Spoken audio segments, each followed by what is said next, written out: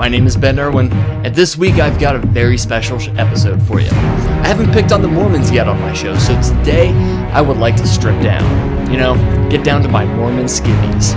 Not naked, this is a family show. Undergarments, boxers, briefs, and unmentionables, all of the Mormon variety, are the topic of this week's blasphemy. Welcome everyone.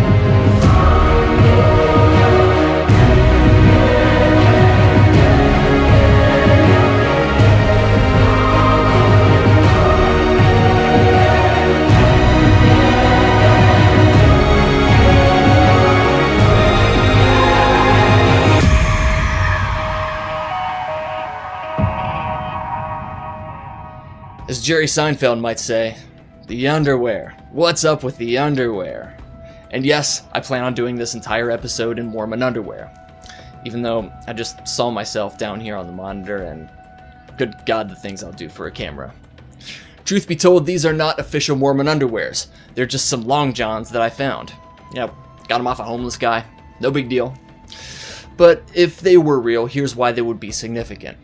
The long-standing tradition of Mormon underwear, or the temple garment, if I were to come correct in my terminology, have often been mocked by those outside of the church, and they're often referred to as magic underwear. This is not an entirely accurate statement, but we'll come back to that. These undergarments are worn by the majority of male and female endowed adult Mormons, underneath their clothing.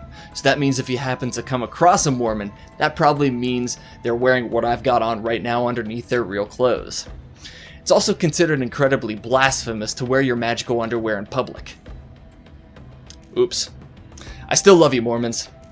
Historically, church founder Joseph Smith has taught that the temple garment is one of the three most sacred things in life: purity, virtue, magic drawers. Sorry, Mormons. It's actually one thing that they take super seriously. The skivvies were created in the 1840s and they were said to be handed down by God himself. Smith said that altering them in any way was a grievous sin, so Mormon underwear is the same today as it was back then. So what purpose does this article of clothing serve? It does a few things. First, to provide protection against evil and temptation. Second, to provide an outside reminder to Mormons of the inner commitment to follow Jesus. Third, it encourages followers to keep their covenants. Finally, to accentuate the positive that you got going on underneath that twin set sweater. Hey, come on, you know all Mormon girls wear those things.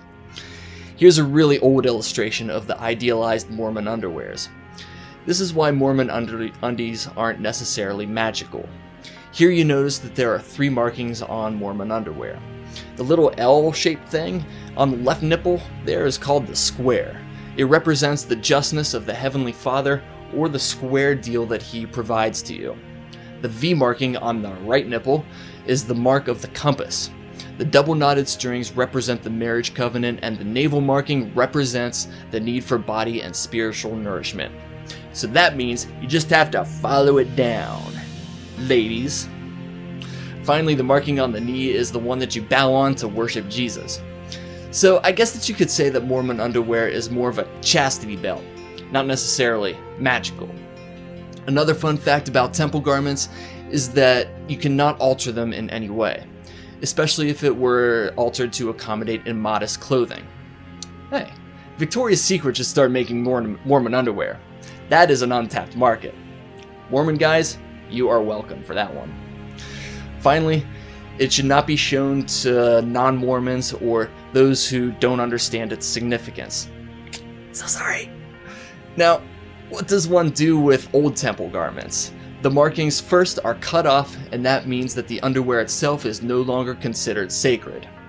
You can, throw the cloth away, you can use it as a washcloth, wash a car with it, whatever you want to do.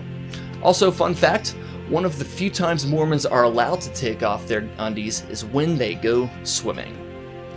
Ladies and gentlemen, that's about all I got on Mormon underwear. I'm tired of talking about it. Kind of cold too. I hope you learned a lot about Mormon underwear. It's a quirky tradition, but no more quirky than any of the other traditions of competing religions.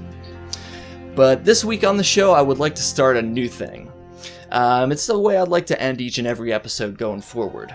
It's called Godly Tweets, and it's a salute to some of the best, most ridiculous things that the religious people say in the name of God on Twitter. So until next week's show, follow me on Twitter at Benjamin Irwin, and I will talk to you later. Take it easy, and I will leave you with godly tweets.